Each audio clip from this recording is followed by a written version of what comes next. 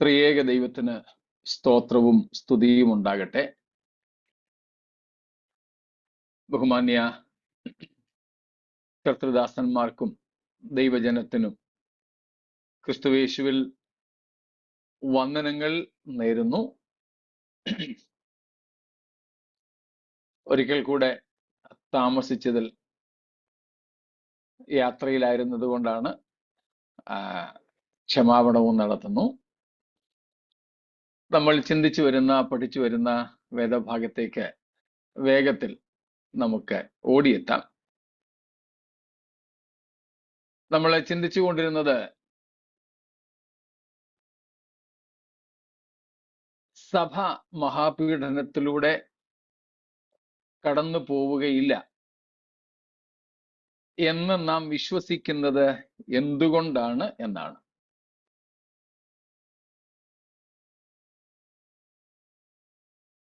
മഹോപദ്രവ പൂർവ ഉൽപ്രാവണത്തിന് വേണ്ടി നാം എന്തുകൊണ്ട് കാത്തിരിക്കുന്നു എന്നുള്ളതാണ് നമ്മുടെ ചിന്താ വിഷയം. അതിൽ എനിക്ക് തോന്നുന്നു 12-13 കാര്യങ്ങൾ നമ്മൾ ചിന്തിച്ചു അല്ലേ? 13. സ്തോത്രം. നമ്പറിൽ വീണ്ടും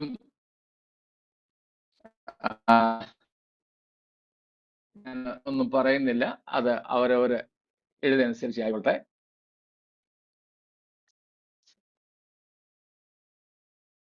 ഏറ്റവും ഒടുവിലായി നാം പഠിച്ചത് ദൈവസഭയുടെ പ്രത്യാശ അല്ലെ? അതായിരുന്നു എൻ്റെ ഓർമ്മ. അതെ. ദൈവസഭയ്ക്ക് കർത്താവ് വാഗ്ദത്തങ്ങൾ നൽകിയിട്ടുണ്ട്, പ്രത്യാശ നൽകിയിട്ടുണ്ട്. പത്രോസ് അപ്പോസ്തലൻ അതിനെ വിളിക്കുന്നത് വിലയേറിയതും അതിമഹത്വമായ വാഗ്ദത്തങ്ങൾ എന്നാണ്. 2 പത്രോസ് 1:4 വാക്യത്തിൽ നാം വായിക്കുന്നത് അങ്ങനെയാണ്. ദൈവത്തിന്റെ ശക്തി നമുക്ക് ജീവനും ഭക്തിക്കും വേണ്ടതൊക്കെ തന്നിട്ടുണ്ട് എന്ന് പറഞ്ഞിട്ട് പത്രോസ് പറയുന്നു, അവയാൽ എടുത്തെങ്കിൽ വായിച്ചോളൂ. അവയാൽ അവൻ നമുക്ക് വിലയേറിയതും അതിമഹത്വമായ വാഗ്ദത്തങ്ങളും നൽകിയിരിക്കുന്നു. സ്തോത്രം. അപ്പം വിലയേറിയതും അതിമഹത്വമായ വാഗ്ദത്തങ്ങളാണ് കർത്താവ് നമുക്ക് നൽകിയിട്ടുള്ളത്.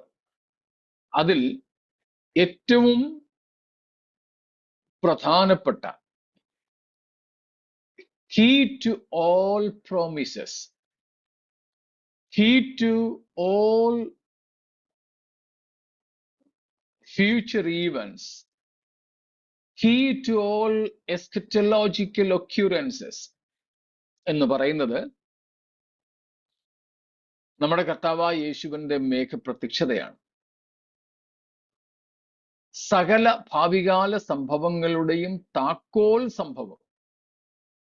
ദൈവം നമുക്ക് നൽകിയിട്ടുള്ള വാഗ്ദത്തങ്ങളിൽ അതിമഹത്തായ വാഗ്ദത്തം, ആ വാഗ്ദത്തങ്ങളുടെ എല്ലാം താക്കോൽ എന്ന് പറയുന്നത് യേശു കർത്താവ് മേഘങ്ങളിൽ നമ്മെ ചേർക്കുവാൻ വരും എന്നുള്ളതാണ്. അതും ഉപദ്രവത്തിന്, മഹാപീഡനത്തിന് മുൻപ്.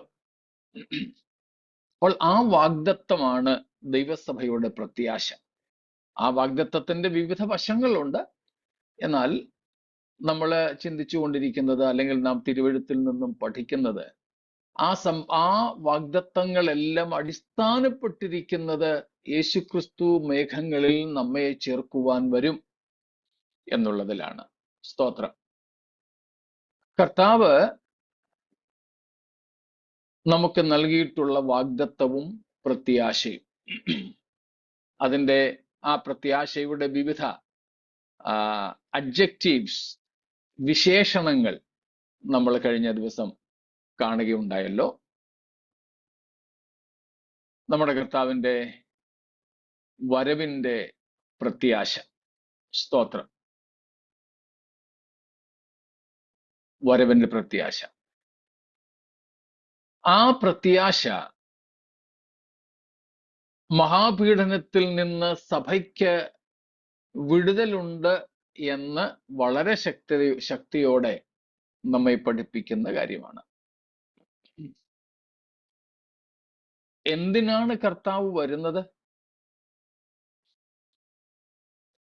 തനിക്കായി കാത്തു നിൽക്കുന്നവരുടെ രക്ഷയ്ക്കായി എന്ന് നമ്മൾ ഇന്നലെ എബ്രായർ 9:28 വായിച്ചു. യേശുക്രിസ്തു തന്നെ നേരിട്ട് നമ്മോട് പറഞ്ഞതനുസരിച്ച് എന്തിനാണ് യേശു വരുന്നത്?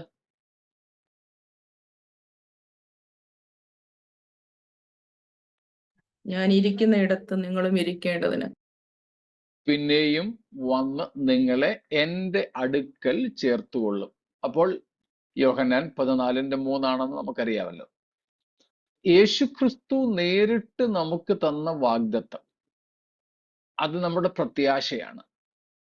അത് പറയുന്നത് നാം കർത്താവിനോട് കൂടെ അവൻ ഇരിക്കുന്ന ഇടത്ത് ഇരിക്കുക എന്നുള്ളതാണ്. അപ്പോൾ യേശു വരുന്നത് എന്തിനാ? നമ്മെ തൻ്റെ അടുക്കൽ ചേർക്കുവാൻ. യേശുക്രിസ്തു നമുക്ക് തന്ന വാഗ്ദത്തം യോഹന്നാൻ 14:3, പൗലോസ് അപ്പോസ്തലൻ നമുക്ക് തരുന്ന ഉറപ്പ്, പരിശുദ്ധാത്മാവിലാണ് പൗലോസ് അപ്പോസ്തലൻ എന്ന് പറഞ്ഞാലും പരിശുദ്ധാത്മാവാണല്ലോ തന്നിലൂടെ നമുക്ക് ഉറപ്പ് തരുന്നത്. ഫിലിപ്പിയർ 3:20-21 വാക്യങ്ങളിൽ നമ്മുടെ പൗരത്വം സ്വർഗത്തിലാണെന്നും അവിടെ നിന്നും നമ്മുടെ കർത്താവായ യേശു രക്ഷിതാവായി വരുമെന്നും അന്ന് സകലവും തനിക്ക് കീഴ്പ്പെടുത്തുവാൻ കഴിയുന്ന തൻ്റെ വ്യാപാര ശക്തി കൊണ്ട് നമ്മുടെ താഴ്ചയുള്ള ശരീരങ്ങളെ തൻ്റെ മഹത്വമുള്ള ശരീരത്തോട് അനുരൂപമായി രൂപാന്തരപ്പെടുത്തുമെന്നും പറഞ്ഞിരിക്കുന്നു. വീണ്ടും പൗലോസ് അപ്പോസ്തലൻ ഇതേ കുറിച്ച് ആധികാരികമായി പറയുന്നു 1 കൊരിന്ത്യർ 15 അതുപോലെ തന്നെ 1 തെസലോനിക്കർ 4:13 മുതൽ വിശേഷിച്ച് 16-17 വാക്യങ്ങൾ. അവിടെയും നമ്മോട് പറയുന്നത് കർത്താവ് സ്വർഗത്തിൽ നിന്നിറങ്ങി വരും, സഭയെ ആകാശമേഘങ്ങളിലേക്ക് എടുത്തുകൊള്ളും, അവിടെ വെച്ച് സമാഗമം ഉണ്ടാകുമെന്നാണ്. അതും ക്രിസ്തുവിനെ നേരിട്ട് കാണുകയും കർത്താവിനോട് കൂടെ പിതാവിന്റെ ഭവനത്തിലേക്ക് നാം പോവുകയും ചെയ്യുക എന്നുള്ളതാണ് ഉദ്ദേശിക്കുന്നത്. യോഹന്നാനും അത് തന്നെ പറയുന്നു. 1 യോഹന്നാൻ 3 ആദ്യത്തെ വാക്യങ്ങളിൽ ഇങ്ങനെ യേശുക്രിസ്തു തുടങ്ങി അപ്പോസ്തോല വര്യന്മാരു വരെ നമുക്ക് തന്ന വാഗ്ദത്തം ക്രിസ്തു സഭയെ ചേർക്കുവാൻ വരും, ക്രിസ്തു സ്വർഗത്തിൽ നിന്ന് ഇറങ്ങി ആകാശമേഘങ്ങളിൽ വരികയും മേഘങ്ങളോളം വരികയും സഭയെ തൻ്റെ അടുക്കലേക്ക് ചേർത്തുകൊള്ളുകയും സഭയുമായി പിതാവിന്റെ ഭവനത്തിലേക്ക് പോവുകയും ചെയ്യും എന്നാണ്. സ്തോത്രം. എന്നാൽ മഹോപദ്രവത്തിലൂടെ സഭ പോകും പോസ്റ്റ് ട്രിബുലേഷൻ വാദം അനുസരിച്ചാണെങ്കിൽ മഹാപീഡനത്തിന് ശേഷം യേശു മേഘങ്ങളോളമല്ല വരുന്നത്, മേഘാരൂഢനായി ഭൂമിയിലേക്കാണ് ഇറങ്ങി വരുന്നത്. മഹാപീഡന ശേഷം യേശുക്രിസ്തു ഭൂമിയിലേക്ക് ഇറങ്ങി വന്നിട്ട് ഈ ഭൂമിയിൽ ക്രിസ്താധിപത്യം സ്ഥാപിക്കുകയാണ് ചെയ്യുന്നത്. സഭയെ പിതൃഭവനത്തിലേക്ക് കൂട്ടിക്കൊണ്ടു പോവുകയല്ല, ഇവിടെ തന്നെ ക്രിസ്തു തൻ്റെ രാജ്യം സ്ഥാപിക്കുകയാണ് ചെയ്യുന്നത്. വെളിപ്പാട് പുസ്തകം 19 അടിസ്ഥാനത്തിൽ യേശുക്രിസ്തു ഭൂമിയിലേക്ക് ഇറങ്ങി വരുന്നു. അതേ തുടർന്ന് ഉടൻ തന്നെ അർമഗദ്ദോൻ യുദ്ധം നടക്കുന്നു. അർമഗദ്ദോൻ യുദ്ധത്തിന് ശേഷം ഉടനെ തന്നെ സാത്താനെ ബന്ധിക്കുന്നു. യേശുക്രിസ്തുവിന്റെ 1000 ആണ്ട് വാഴ്ച ആരംഭിക്കുന്നു. മനസ്സിലായി കാണുമല്ലോ ആ സീക്വൻസ്, ആ ഒരു ക്രമം. വെളിപ്പാട് 19, 20 അധ്യായങ്ങളുടെ അടിസ്ഥാനത്തിൽ 19-ാം അധ്യായം 11 മുതൽക്കുള്ള വാക്യങ്ങളിൽ 16 വരെ യേശുക്രിസ്തു ഭൂമിയിലേക്ക് ഇറങ്ങി വരുന്ന വരവാണ്. യേശുക്രിസ്തു ഭൂമിയിലേക്ക് ഇറങ്ങി വരുമ്പോൾ സെഖരിയാവിൽ നമ്മൾ കഴിഞ്ഞ ദിവസങ്ങളിൽ വായിച്ചു, ഒലിവുമലമേൽ തന്റെ പാദം വയ്ക്കും, ഒലിവുമല 2ആയിട്ട് പിളരും, അവിടെ ഒരു വലിയ താഴ്വര ഉണ്ടാകും, ആ താഴ്വരയിൽ വെച്ച് ഒരു യുദ്ധം നടക്കുന്നു. ആ യുദ്ധത്തിന്റെ പേരാണ് വെളിപ്പാട് 16-ൽ വായിക്കുന്നത് ഹർമഗദ്ദോൻ. ആ യുദ്ധം നടക്കുന്നതാണ് വെളിപ്പാട് 19-17 മുതൽക്കുള്ള വാക്യങ്ങളിൽ. ആവർത്തിക്കണോ?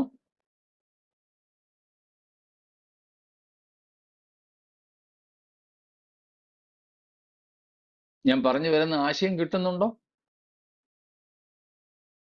കിട്ടുന്നുണ്ട്. ഓക്കെ, എല്ലാവർക്കും കിട്ടുന്നുണ്ട്. സ്തോത്രം. നമ്മൾ ഇപ്പോൾ 13-ാമത്തെ എന്തോ ഒന്നുകൂടെ പറഞ്ഞാൽ പറയാം. നമ്മളിപ്പോൾ 13-ാമത്തെ ഒരു വാദമാണ് നോക്കിക്കൊണ്ടിരിക്കുന്നത്. ദൈവസഭ മഹാപീഡനത്തിലൂടെ പോവുകയില്ല. അതിന് 13-ാമത്തെ കാരണമായി അല്ലെങ്കിൽ വാദമായി നാം ഉന്നയിക്കുന്നത് ദൈവസഭയുടെ പ്രത്യാശ എന്നുള്ളതാണ്. എന്താണ് ആ പ്രത്യാശ? അതിനാണ് നാം ഇന്ന് ആ പ്രത്യാശയുടെ വിവിധ വശങ്ങൾ ഇന്നലെ നമ്മൾ കണ്ടു. ആ പ്രത്യാശ യേശുക്രിസ്തു നമുക്ക് തന്നത് എന്താണെന്ന് യോഹന്നാൻ 14:3 കണ്ടു. നിങ്ങൾക്ക് ഞാൻ സ്ഥലം ഒരുക്കിയാൽ ഞാൻ ഇരിക്കുന്ന ഇടത്ത് നിങ്ങളും ഇരിക്കേണ്ടതിന്, അല്ലെങ്കിൽ നിങ്ങളെയും ഇരുത്തേണ്ടതിന് ഞാൻ പിന്നെയും വന്ന് നിങ്ങളെ എൻ്റെ അടുക്കൽ ചേർത്തുകൊള്ളും. അപ്പൊ സഭയ്ക്കുള്ള ക്രിസ്തുവിന്റെ വാഗ്ദത്തം എന്താണ്? ക്രിസ്തു പിന്നെയും വന്ന് നമ്മെ തൻ്റെ അടുക്കൽ ചേർക്കും. എന്തിന്? തന്നോട് കൂടെ നമ്മെ ഇരുത്തേണ്ടതിന്. ക്രിസ്തു ഇരിക്കുന്ന ഇടത്ത് നാമും ഇരിക്കുക, കർത്താവിനോട് കൂടെ നാം ആയിരിക്കുക. ഇതാണ് യേശുക്രിസ്തു നേരിട്ട് നമുക്ക് തന്ന വാഗ്ദത്തം.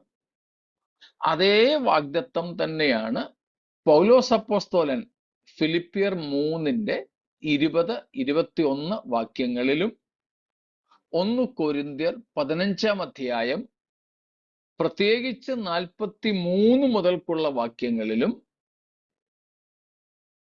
അല്ല കുറച്ചുകൂടെ എടുത്തു പറഞ്ഞാൽ 52 മുതൽക്കുള്ള വാക്യങ്ങളിലും, 1 തെസലോനിക്കർ 4-ാം അധ്യായത്തിന്റെ 13 മുതൽ എടുത്തു പറഞ്ഞാൽ 16-17 വാക്യങ്ങളിലും നമുക്ക് നൽകുന്നത്.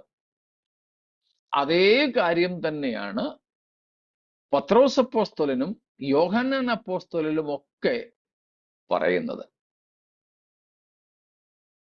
യൂദായും അത് തന്നെ പറയുന്നു അവസാന വാക്യങ്ങളിൽ. വീഴാതെ വണ്ണം നമ്മെ സൂക്ഷിച്ച് തന്നെ മഹിമാസന്നിധിയിൽ കളങ്കമില്ലാത്തവരായി ആനന്ദത്തോടെ നിർത്തുവാൻ ശക്തിയുള്ള. അപ്പോൾ കർത്താവിന്റെ വരവ് നമ്മെ തൻ്റെ അടുക്കൽ ചേർത്തുകൊള്ളുന്നതിന് വേണ്ടിയാണെന്ന് ഈ ഭാഗങ്ങളിൽ നിന്നെല്ലാം വ്യക്തമാകുന്നു. ഇത്രയും വ്യക്തമായല്ലോ. എന്നാൽ മഹാപീഡന ശേഷമാണ് യേശു വരുന്നത് എങ്കിൽ സഭയെ ഈ പറഞ്ഞതുപോലെ പിതാവിന്റെ ഭവനത്തിലേക്ക് ക്രിസ്തു ഇരിക്കുന്ന ഇടത്തേക്ക് കൂട്ടിക്കൊണ്ടുപോകുമോ? ഇല്ല. കാരണം മഹാപീഡന ശേഷം ക്രിസ്തു വരുന്നത് എങ്ങനെയാണെന്നും എന്തിനാണെന്നും പല ഭാഗങ്ങളുണ്ടെങ്കിലും വെളിപ്പാട് പുസ്തകം 19ഉം 20ഉം അധ്യായങ്ങൾ മാത്രം നാം നോക്കിയാലും മനസ്സിലാക്കാം. വെളിപ്പാട് 19ന്റെ 11 മുതൽ 16 വരെയുള്ള വാക്യങ്ങളാണ് യേശു ക്രിസ്തു മഹാപീഡനത്തിന് ശേഷം ഭൂമിയിലേക്ക് ഇറങ്ങി വരുന്നതിനെ കുറിച്ച് ചിത്രീകരിച്ചിരിക്കുന്ന ഭാഗം.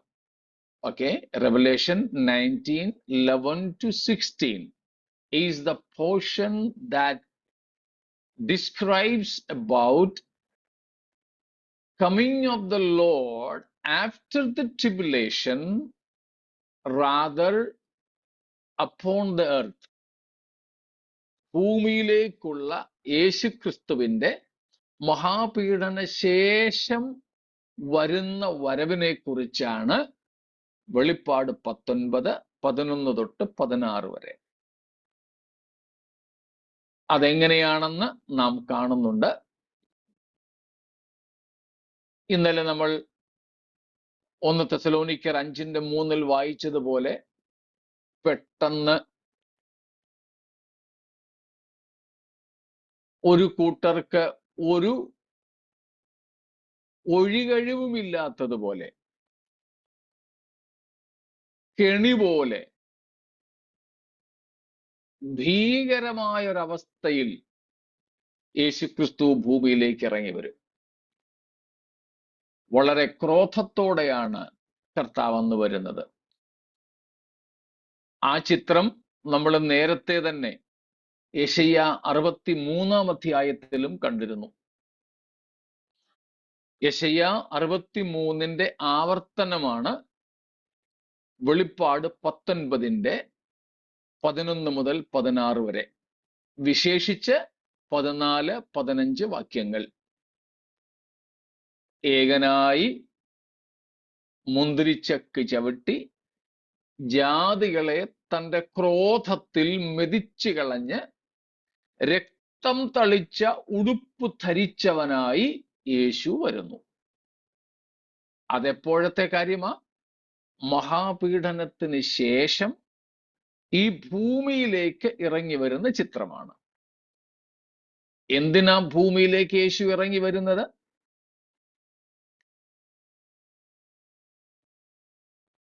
പ്രതികാരം ചെയ്യുവാനാണ്.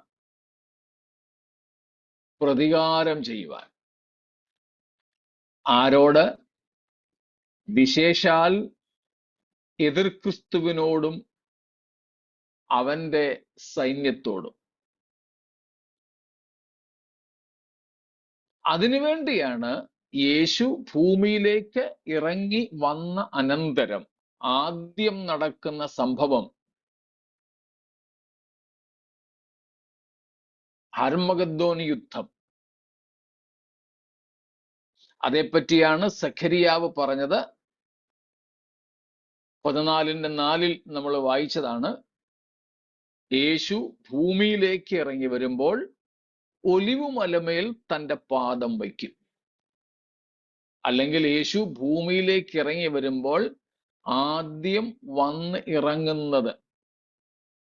ഇറങ്ങി ആദ്യം പാദം വയ്ക്കുന്നത് ഒലിവുമലമേലാണ്. ഒലിവുമല രണ്ടായിട്ട് പിളരും, അവിടെ ഒരു താഴ്വര ഉണ്ടാകുമെന്നൊക്കെ പറഞ്ഞിരിക്കുന്നു. അതിന്റെ പേരും ഒക്കെ യോവേൽ തുടങ്ങിയ പ്രവാചകന്മാർ പറഞ്ഞിട്ടുണ്ട്. നമ്മൾ ആ ഭാഗത്തേക്ക് വരുവാൻ കർത്താവ് അനുവദിക്കുന്നെങ്കിൽ അന്ന് ആ കാര്യങ്ങള് വിശദമാക്കാം. അവിടെ വെച്ച് ഒരു യുദ്ധം നടക്കുന്നു.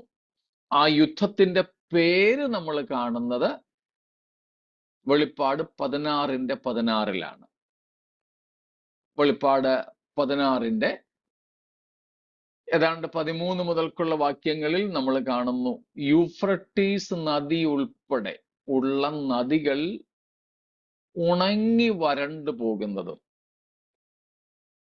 അത് നിമിത്തം കിഴക്ക് നിന്നുള്ള ഇന്ത്യയും ചൈനയും ജപ്പാനും ഉൾപ്പെടെ കിഴക്ക് നിന്നുള്ള രാജാക്കന്മാർക്ക് യുദ്ധത്തിനു വേണ്ടി പുറപ്പെടുവാൻ വൻ നദികൾ, മഹാനദി എന്ന് വിളിക്കപ്പെടുന്ന ഫ്രാത്ത്, യൂഫ്രട്ടീസ് ഉൾപ്പെടെയുള്ളത് വറ്റിപ്പോകുന്ന അവസ്ഥകൾ. 16 വായിച്ചോളൂ. അവ അവരെ എബ്രായ ഭാഷയിൽ ഹർമഗദോൻ എന്ന് പേരുള്ള സ്ഥലത്തിൽ കൂട്ടിച്ചേർത്തു. അതുകൊണ്ടാണ് അതിന് ഹർമഗദ്ദോൻ എന്ന യുദ്ധം എന്ന പേര് വന്നത്. ആ സ്ഥലത്തിന്റെ പേര് ഹർമഗദ്ദോൻ എന്ന പേരും അതിന്റെ പശ്ചാത്തലങ്ങളും 16 അധ്യായത്തിലുണ്ടെങ്കിലും യുദ്ധം നടക്കുന്നത് 19 അധ്യായം 17 മുതലുള്ള വാക്യങ്ങളിലാണ്.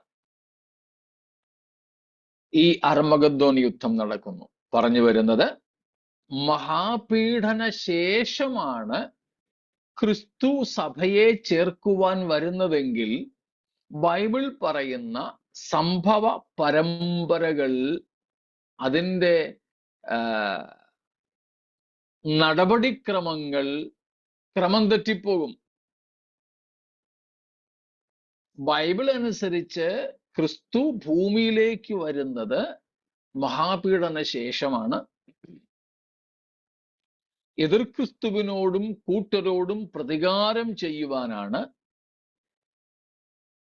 ഇസ്രായേൽ ജനത്തെ എന്നേക്കുമായി യഥാസ്ഥാനപ്പെടുത്തുവാനാണ്. നരകത്തിന്റെ ഉദ്ഘാടനം നിർവഹിക്കാനാണ്. എതിർ ക്രിസ്തുവിനെയും അല്ലെങ്കിൽ കള്ളക്രിസ്തുവിനെയും കള്ളപ്രവാചകനെയും എരിയുന്ന തീപ്പുകയിലേക്ക് തള്ളിക്കളഞ്ഞുകൊണ്ട് നരകത്തിന്റെ ഉദ്ഘാടന മഹാമഹം നിർവഹിക്കുക. അതെല്ലാം വിശദീകരണങ്ങളാണ്. അപ്പോൾ ക്രിസ്തു മഹാപീഡന ശേഷമേ വരികയുള്ളൂ എങ്കിൽ സഭ എടുക്കപ്പെടുക എന്നൊരു സംഭവം ഉണ്ടാകുന്നില്ല. സഭ എടുക്കപ്പെടുക എന്ന് പറഞ്ഞാൽ ക്രിസ്തുവിന്റെ അടുക്കലേക്ക്, സ്വർഗത്തിലേക്ക്, ആകാശമേഘങ്ങളിൽ എടുക്കപ്പെടുക എന്നാണ് അർത്ഥം. അത് പൊടുന്നനവേ സംഭവിക്കുന്ന വിഷയമാണ്. ആ പൊടുന്നനവേ, പെട്ടെന്ന് എന്ന പ്രയോഗം ഒത്തിരി ഭാഗങ്ങളിൽ നമുക്ക് കാണാൻ സാധിക്കും. അതിൽ ചിലതാണ് 1 തെസ്സലോനിക്കർ 4:16-17, 1 കൊരിന്ത്യർ 15:52 മുതൽക്കുള്ള വാക്യങ്ങളും ഒക്കെ. പെട്ടെന്ന്, കണ്ണിമയ്ക്കുന്നിടയിൽ, within a fraction of a second, പെട്ടെന്ന് കണ്ണിമയ്ക്കുന്നിടയിൽ സഭ എടുക്കപ്പെടും. ഈ എടുക്കപ്പെടണമെങ്കിൽ ക്രിസ്തു മഹാപീഡനത്തിന് മുമ്പ് മധ്യാകാശത്തിൽ വന്നേ പറ്റൂ. മഹാപീഡന ശേഷം ഒലിവുമലയിലേക്ക്, ഭൂമിയിലേക്ക് യേശു ഇറങ്ങി വരികയാണ് എങ്കിൽ അന്നാണ് സഭയുടെ എടുക്കപ്പെടിയിലെങ്കിൽ അത് എടുക്കപ്പെടിയിലല്ല, വെറുമൊരു കൂടിച്ചേരൽ മാത്രമായിരിക്കും. ആ കൂടിച്ചേരൽ സഭയ്ക്ക് വേണ്ടിയല്ല. ആ കൂട്ടിച്ചേർക്കുന്നത് ചിതറി മഹാപീഡന കാലത്ത് കള്ളക്രിസ്തുവിന്റെ ഭരണകാലത്ത് ഭീകര പീഡകളാൽ പ്രാണരക്ഷാർത്ഥം പല ഒളിവിടങ്ങളിൽ ഒളിച്ച് വയ്ക്കപ്പെട്ടിരിക്കുന്ന ഇസ്രായേൽ ജനത്തെ തൻ്റെ അടുക്കൽ കൂട്ടിച്ചേർക്കുന്നതിനെയാണ്, അതിനുവേണ്ടിയാണ് ആ പ്രയോഗം നാം കാണുന്നത്.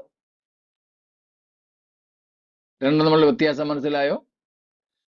സഭയ്ക്ക് എടുക്കപ്പെടിയിലും യഹൂദന് ക്രിസ്തുവിന്റെ അടുക്കലേക്ക് കൂടിച്ചേരലുമാണ് ഉള്ളത്.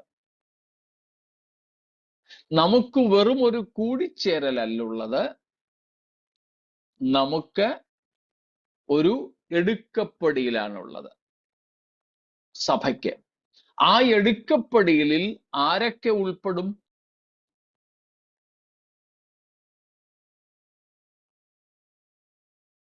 തെറ്റിയാലും സാരമല്ല, കൂടെ ഒന്ന് വന്നാട്ടെ. സഭ.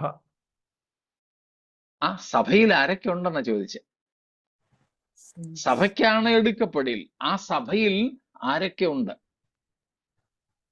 യഹൂദനും യവനനും എല്ലാവരും.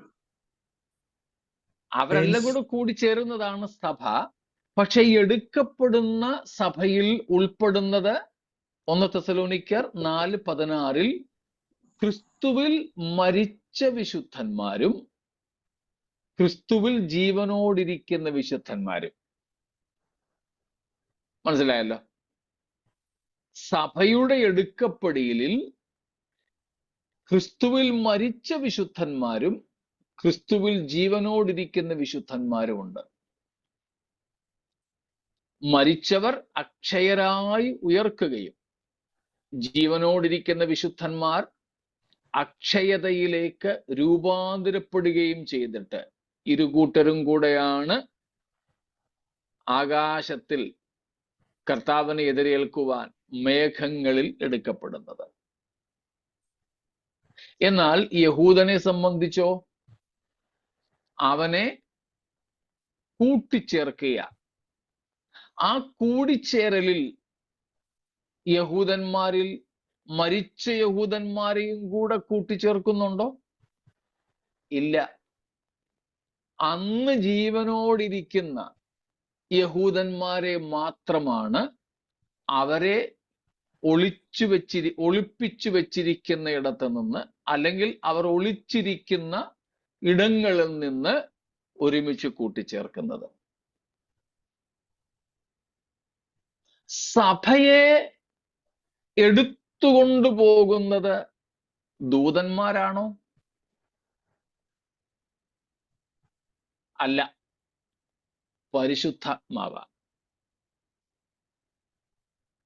എന്നാൽ ഈ യഹൂദ വിശുദ്ധന്മാരെ യേശുക്രിസ്തു മഹാപീഡന ശേഷം ഭൂമിയിലേക്ക് ഇറങ്ങി വരുമ്പോൾ കൂട്ടിച്ചേർക്കുന്നത് ആരാ?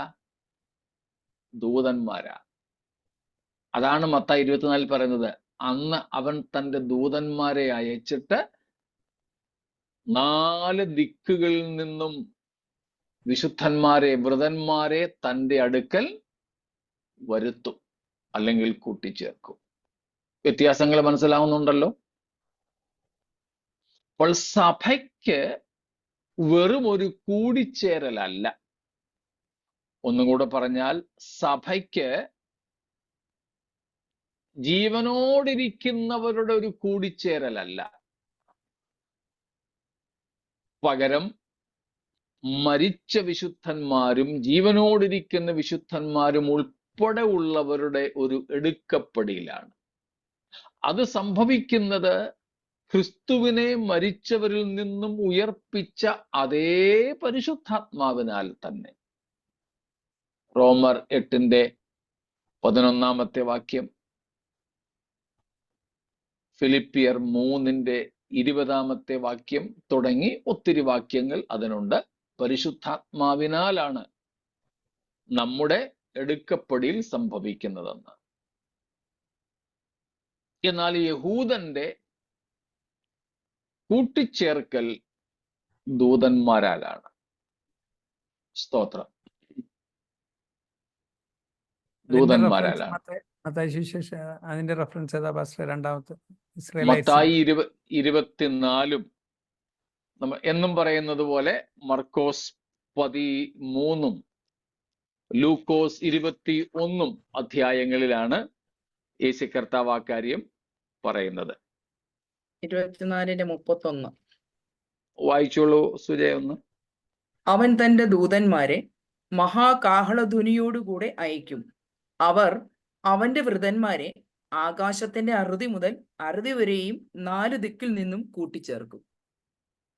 സ്തോത്രം.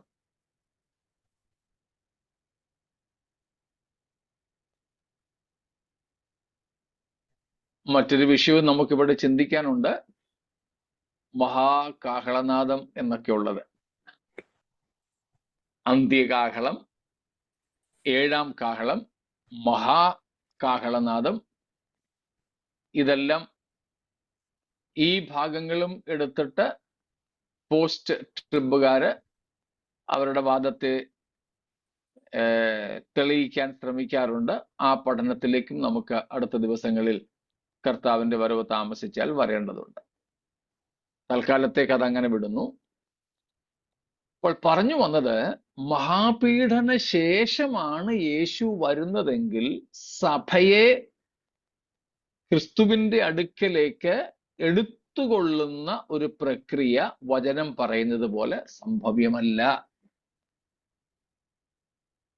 മഹാപീഡന ശേഷം യേശു വരിക മാത്രമാണെങ്കിൽ അതിൻ്റെ ഉദ്ദേശം സഭയെ ചേർക്കുക എന്നുള്ളതല്ല, യഹൂദന്റെ യഥാസ്ഥാപനവും എതിർ ക്രിസ്തുവിനോടുള്ള പ്രതികാരവും അർമ്മഗദ്ദോൻ യുദ്ധവുമൊക്കെയാണ്. അതിലുപരി കുറച്ചും കൂടെ ലളിതമായിട്ട് പറഞ്ഞാൽ, ക്രിസ്തു മഹാപീഡന ശേഷം ഭൂമിയിലേക്ക് ഇറങ്ങി വരുന്നത് എന്തിനാണ്? ആത്യന്തികമായി പറഞ്ഞാൽ പ്രതികാരത്തിന് വേണ്ടി. കിട്ടില്ല. ക്രിസ്തുവിന്റെ അക്ഷരീയ രാജ്യം ഈ ഭൂമിയിൽ സ്ഥാപിക്കാൻ വേണ്ടിയാണ്. യേശു ക്രിസ്തു ഭൂമിയിലേക്ക് ഇറങ്ങി വരുന്നതിൻ്റെ ആത്യന്തിക ലക്ഷ്യം എന്താണ്? ഭരണമേറ്റെടുക്കുക. അത് തന്നെ ബിന്ദു സിസ്റ്റർ.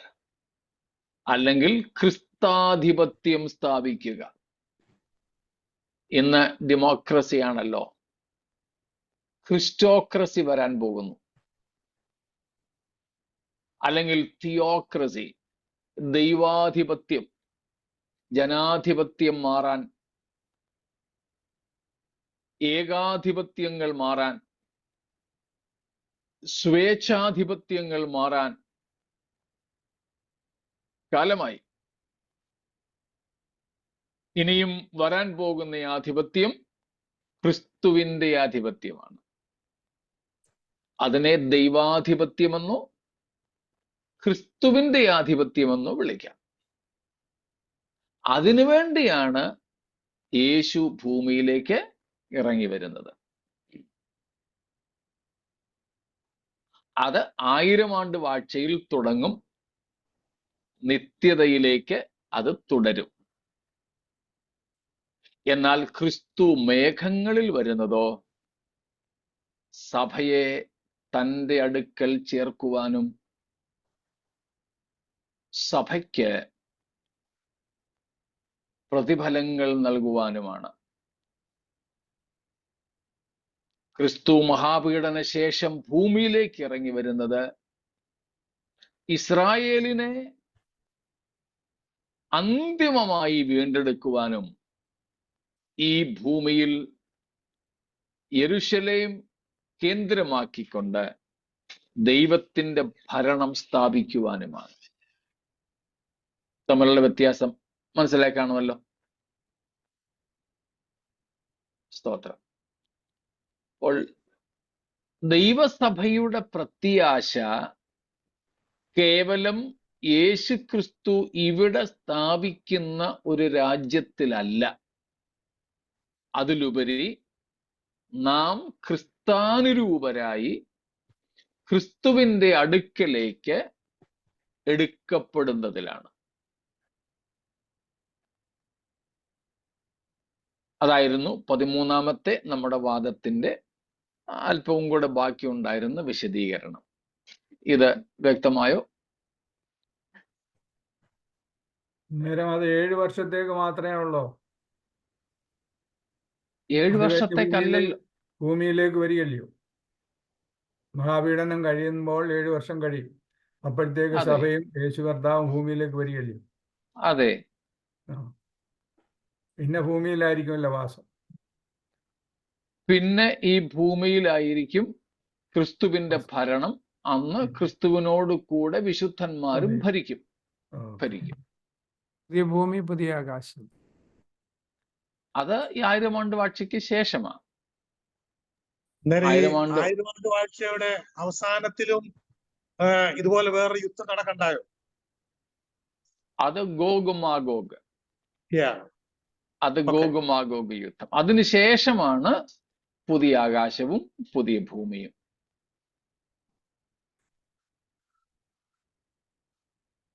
അത് സാത്താനുമായിട്ടുള്ള യുദ്ധമാണെങ്കിൽ അർമഗദ്ദോൻ എന്ന് പറയുന്നത് 1000 ആണ്ട് വാഴ്ചയ്ക്ക് മുൻപുള്ള യുദ്ധം കള്ളക്രിസ്തുവും കള്ളപ്രവാചകനുമായിട്ടാണ്. 1000 ആണ്ട് വാഴ്ചയ്ക്ക് ശേഷമുള്ള യുദ്ധം സാക്ഷാൽ സാത്താനുമായുള്ള നേരിട്ട് നടക്കുന്ന യുദ്ധമാണ്. അന്നേരമല്ലയോ സാത്താനെ അഗാധ കൂപത്തിലിട്ട് പൂട്ടുന്നു. അത് 1000 ആണ്ട് വാഴ്ചയ്ക്ക് മുമ്പ്.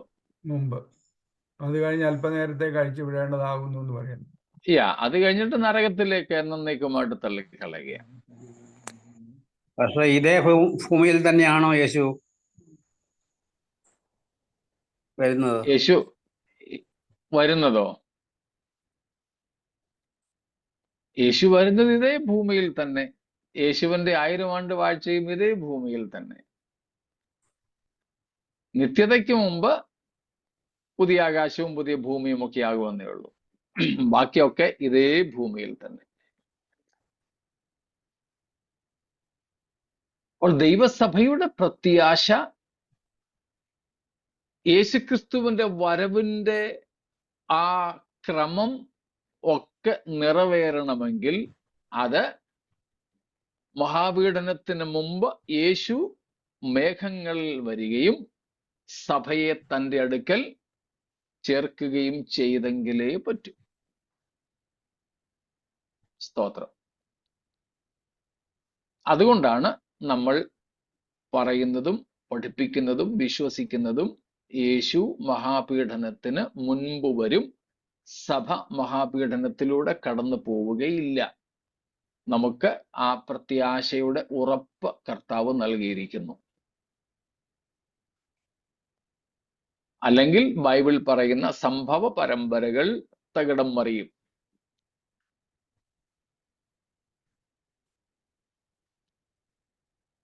സ്തോത്രം. ഇത്രയും വ്യക്തമാണോ? സ്തോത്രം. പുതിയൊരു ഭൂമി ഈയിടെ കണ്ടുപിടിച്ചെന്നൊക്കെ ശാസ്ത്രജ്ഞന്മാർ ഇപ്പൊ പറയും.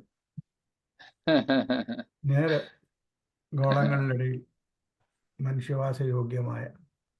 സ്തോത്രം.